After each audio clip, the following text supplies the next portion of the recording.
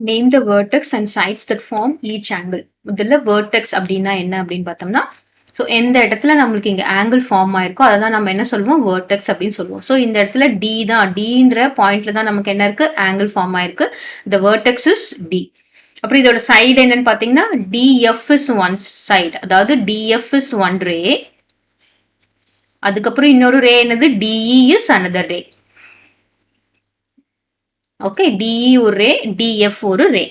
Next இதுல பாத்தீங்கன்னா vertex என்னது D is a vertex.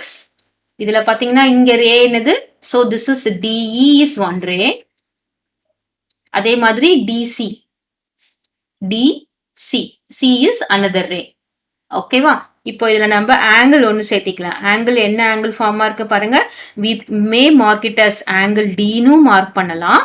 இல்லனா நம்ம என்ன பண்ணலாம், ஆங்கிள் E DF, அதாவது நடுவுல D இருக்கிற மாதிரி பார்த்துக்கணும்.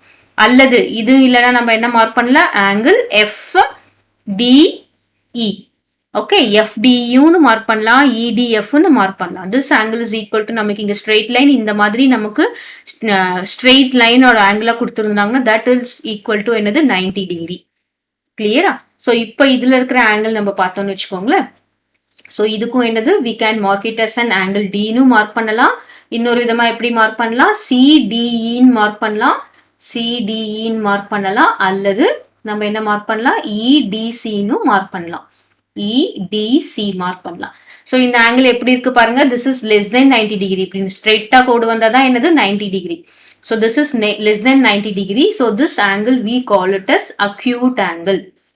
less than 90 டிகிரியா இருந்தா நம்ம என்ன சொல்லுவோம், acute angle அப்படி சொல்லுவோம்.